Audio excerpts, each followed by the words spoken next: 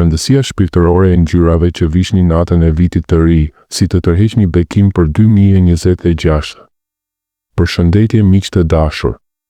Para se të ndiqni këtë video, mos harroni të pëlqeni faqen tonë dhe të shpërndani videot miqve tuaj. Sot është 31 dhjetor 2025 dhe ne jemi në pragun e një viti të ri plot shpresë dhe mundësi. Në këtë video të gjatë do të flas për një temë shumë të rëndësishme shpirtërore, rëndësinë e ngjyrave që vishni natën e vitit të ri. Shumë njerëz mendojnë se ngjyrat janë thjesht çështje mode ose estetike, por sipas mësimeve shpirtërore dhe frekuencave energjike që ato mbartin, ngjyra që zgjidhni për të veshur në mesnatën e 31 dhjetorit mund të ndikojë drejt për drejt në 12 muajt e ardhshëm. Këto ngjyra hapin dyer, disa për bekim, prosperitet dhe mbrojtje hyjnore dhe disa të tjera për sfida, errësirë ose stagnim. Kjo nuk është thjesht supersticion, është bazuar në parimet biblike dhe shpirtërore ku ngjyrat kanë simbolik të thellë. Për shembull, në Bibël, ngjyrat si e bardha përfaqësojnë pastërtinë dhe dritën e Perëndisë, ndërsa errësira lidhet me mungesë shpresë. Sot do të shpjegoj në detaj ngjyrat që duhen shmangur dhe ato që sjellin mbrojtje, duke u bazuar në frekuencat shpirtërore. Qëllimi im është të ju ndihmoj të zgjidhni me mençuri që viti 2026 të jetë i bekuar për ju dhe familjen tuaj. Le të fillojmë duke kuptuar pse ngjyrat kanë kaq fuqi. Në botën shpirtërore, çdo ngjyrë ka një vibrim ose frekuencë që ndikon në aurën tonë dhe tërheq energji të ngjashme. Kur vishni një ngjyrë në momentin e kalimit në vitin e ri, një kohë tranzicioni shpirtëror, ajo vepron si një deklaratë për universin dhe Perëndin se çfarë dëshironi të tërhiqni. Pjesa 1. Ngjyrat që duhet të shmangni. Tani, le të flasim për ngjyrat negative, ato që mund të sjellin mallkim ose sfida në vitin e ardhshëm. Këto ngjyra mbartin frekuenca të ulta që tërheqin errësirë, konfuzion ose stagnim. Nëse keni planifikuar të vishni njërin prej tyre, ju këshilloj fuqishëm ta ndryshoni ose të paktën të shtoni aksesor të bardhë për mbrojtje. Së pari, e zeza.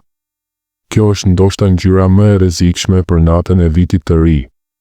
E zeza përfaqëson errësirën absolute, vdekjen shpirtërore dhe depresionin.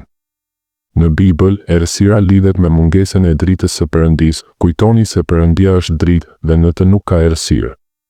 Kur vishni të zezë në një moment kaq të rëndësishëm, ju hapni derën për energji negative që mund të sjellin trishtim, humbje ose izolim gjatë gjithë vitit. Shumë njerëz veshin të zezë sepse është elegante, por shpirtërisht ajo absorbon energji negative dhe ju lë pa mbrojtje. Unë kam parë raste ku njerëz që vishnin të zezë patën vite të vështira plot sfida emocionale. Shmangeni plotësisht nëse doni bekim. Së dyti, e kuqe e ndezur ose e kuqe e fortë. Kjo ngjyrë duket energjike dhe pasionante, por frekuenca e saj është shumë intensive dhe e lidhur me zemërim, dhun dhe epsh të pakontrolluar. Në aspektin shpirtëror, e kuqja e ndezur tërheq konflikte, debate familjare ose madje rreziqe fizike. Bibla na paralajmëron kundër zemërimit që digjet si zjarr. Nëse vishni të kuqe të ndezur, mund të tërhiqni situata ku emocionet dalin jashtë kontrollit, duke çuar në marrëdhënie të thyra ose vendime impulsive. Është më mirë të zgjidhni tone më të buta nëse doni pasion pozitiv. Së treti, e verdha. Kjo ngjyrë duket e gëzueshme, por shpirtërisht shkakton konfuzion dhe kaos mendor. Frekuenca e saj është e paqëndrueshme, duke tërhequr mendime të shpërndara, ankth ose madje tradhtinga të tjerë. Në disa mësime shpirtërore, e verdha lidhet me xhelozinë dhe mungesën e qartësisë. Nëse e vishni, biti juaj mund të jetë plot paqartësi në vendime, punë ose marrëdhënie. Shumë njerëz që zgjedhin të verdhë raportojnë vite me konfuzion financiar ose emocional. Së katërti, e kafenjta ose tonë kafe. Kjo përfaqëson stagnimin, ngjecje në vend dhe varfërinë shpirtërore e materiale. Ngjyra kafe është si toka e thatë, pa jetë ose rritje. Ajo tërheq energji që ju mban të bllokuar në të njëjtat probleme të vjetra, pa progres. Bibla flet për bollëkun dhe rritjen, jo për ngjecje. Veshja e kafes mund të sjellë vite ku ndiheni të pafuqishëm ose pa mundësi të reja. Së fundmi, e hira e errët ose gri e thellë.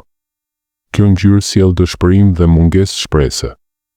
Është si një re e rëndë që mbulon dritën. Frekuenca e saj ul motivimin dhe tërheq melankoli ose humbje shprese në Perëndin. Shmangeni nëse doni një vit plot optimizëm. Këto ngjyra nuk janë thjesht të këqija, ato janë frekuenca që mund të hapin dyrë të gabuara nëse i vishni në këtë natë të veçantë tranzicioni. Pjesa 2. Ngjyrat pozitive për mbrojtje dhe progres. Tani, le të kalojmë te ngjyrat që sjellin bekim, mbrojtje dhe progres. Këto janë frekuenca të larta që tërheqin favor hyjnor, prosperitet dhe rritje. Së pari, e bardha, ngjyra më e fuqishme për vitin e ri. Ajo simbolizon pastërtinë absolute, dritën hyjnore dhe fillimet e reja. Në Bibël, e bardha është ngjyra e engjëjve dhe e pastërtisë së Krishtit. Veshja e së bardhës hap dyrë për mbrojtje, paqe dhe një fillim të pastër. Ajo neutralizon çdo energji negative dhe tërheq bekimin e Perëndisë për gjithë vitin.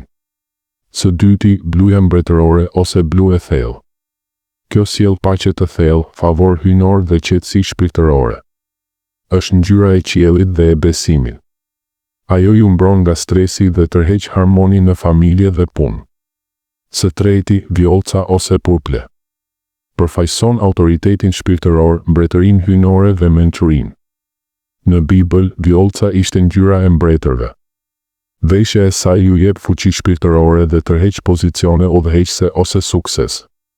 Së katërti, e arta ose gol. Kjo tërheq prosperitetin material dhe shpirtëror, lavdinë hyjnore dhe bollë.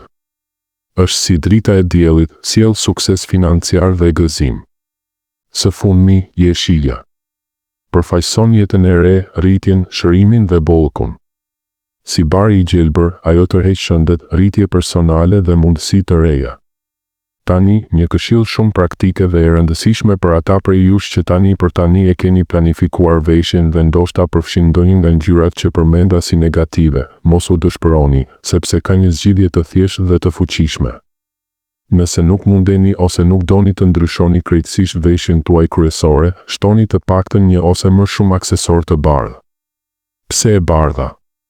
Sepse e bardha është ngjyra më e fortë mbrojtëse shpirtërisht, ajo neutralizon çdo frekuencë negative, pastron aurën dhe tërheq dritën hyjnore. Edhe një element i vogël i bardhë mund të ndryshojë plotësisht energjinë e gjithë veshjes suaj. Për shembull, nëse veshja juaj është e zezë, shtoni një shall të bardhë, një xhaketë të bardhë ose një bluzë të bardhë poshtë. Nëse keni të kuqe të ndezur, një palë këpucë të bardha ose një çantë e bardhë do të zbusë intensitetin negativ. Për tone kafe ose gri të errët, një rip i bardhë, bishuteri të bardha, si perla ose argjend me gur të bardhë, ose madje një manikyr i bardhë mund të bëjë diferencën.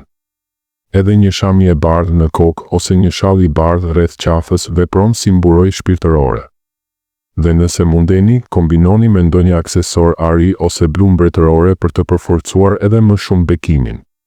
Kujtoni, në botën shpirtërore, qëllimi dhe deklarata juaj kanë fuqi të madhe.